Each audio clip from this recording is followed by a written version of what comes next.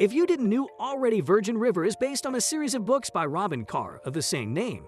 Of course, there are many parallels between the novels and the TV show. Both are situated in a fictional Northern Californian town, and both revolve around nurse practitioner Mel Monroe falling in love with Jack Sheridan, the proprietor of the local restaurant and bar. However, there are numerous changes between the two Virgin River versions.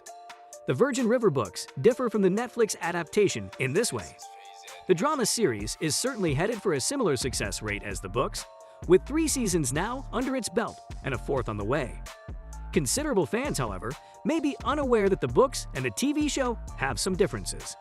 The novel series presently has 22 books set in the California hamlet of Virgin River, although there are some significant alterations in the streaming version. Characters are introduced considerably more quickly in the show than in the books. The protagonists in each book in the Virgin River series are new and different, with prior characters remaining as subsidiary characters or in the background. That would be an unusual method to script an ongoing TV show, so the show's creators combined numerous volumes and introduced people far earlier than they were introduced on the page, while putting Mel and Jack at the core of the tale. For example, the first season of the show combined storylines from the first 2 books, Virgin River and Shelter Mountain, because Paige Lexagoig, who isn't introduced until the 2nd book, but appears as a recurring character and love interest for preacher Colin Lawrence, during the first season of the show isn't introduced until the 2nd book. Meanwhile, the show's 2nd season introduces Jack's friend Mike, Marco Grazzini, whose connection with Jack's sister Bree. Season 3 newcomer Zibby Allen is essential to the 3rd book, Whispering Rock. It's a good storytelling decision to introduce characters early and combine storylines from numerous books into single seasons of the program, since it helps to flesh out the small town at the core of the plot while also generating a more balanced narrative.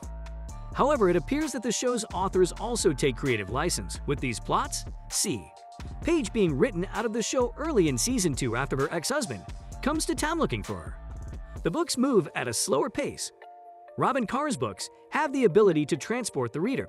There are an incredible 20-plus books to read. Virgin River is the first book in the series, while Shelter Mountain is the 2nd.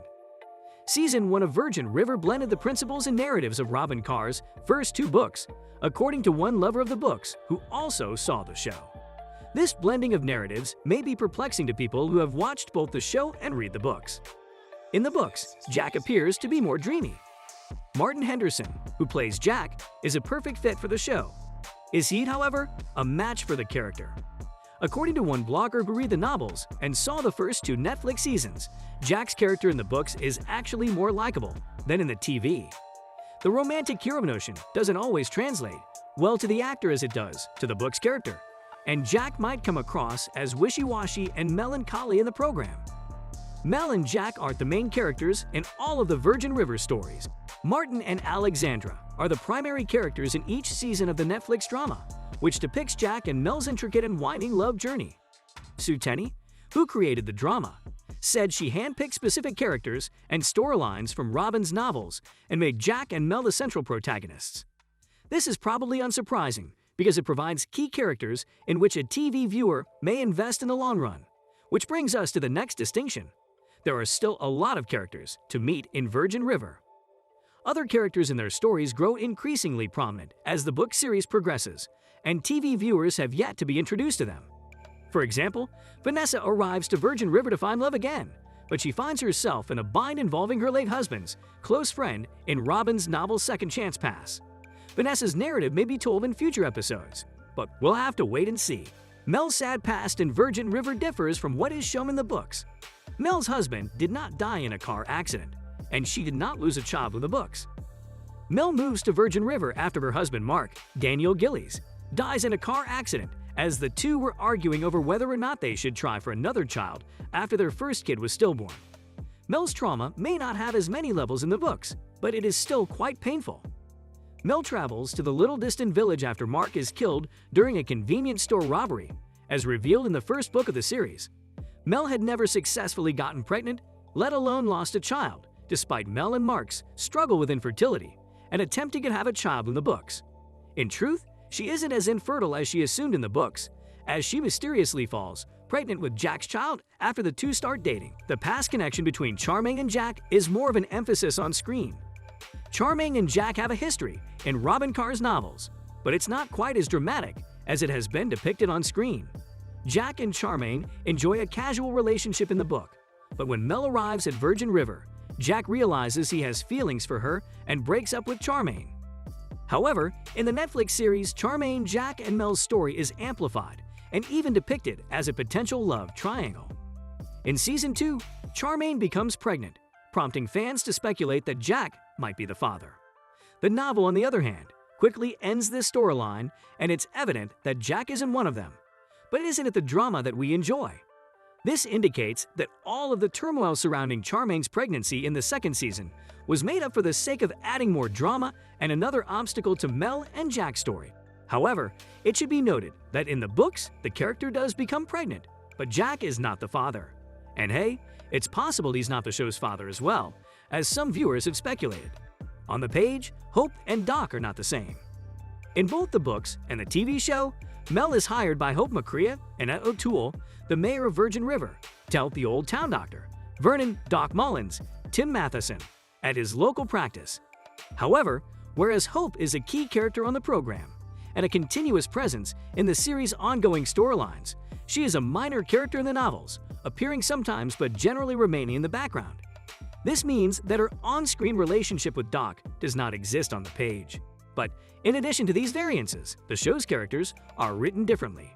Hope looks to be older in the novels than she is on the program, and they appear to have adjusted her demeanor to be more funny and quirky in nature in order to enrich the character. Meanwhile, in both the books and the TV show, Doc is shown as a gruff older man, possibly even more so early on in the show. However, as the series progresses, he appears to loosen up a little. Fans of the novels, if read is any indication, aren't happy with the way the writers have changed his and Hope's characters. The book is much more romantic and mature than the movies. The Virgin River series, like many romance novels, are created with happily ever afters in mind because the characters' love stories are more or less done by the end of each novel. And what happens to them after they get together doesn't really matter. That isn't how television works. Similarly to how the show's writers had to combine storylines from multiple books to create a balanced narrative with enough characters to fill out the small town at the heart of the story, the writers have been forced to deviate from the page and add a lot more dramatic elements to keep the characters' stories moving. After all, where would the series go next if the first season ended with Mel and Jack living happily ever after? While romance remains at the heart of the Virgin River story, numerous narrative barriers have been introduced to keep the lovers apart for longer or to keep them moving forward, but at a slower pace, e.g., Charmaine's pregnancy, Jack's shooting. As a result, the show takes on a more serious tone than a romantic one. Furthermore, the stories, like other romance novels, are written for adults and contain a lot of intimate intercourse between characters. To keep things PG-13, the show turns this back a little, so you don't have to worry about someone stepping into the room when you're watching it. Well, use the comment section below to share your thoughts with us. Hope you enjoy the show. If so, please subscribe to our channel by clicking on the subscribe button. Also, show us some love by clicking on the like button below and sharing the video with your friends and family. Turn on the notification button to get updates on our new videos. That's all we had for today. Bye, see you next time in the upcoming video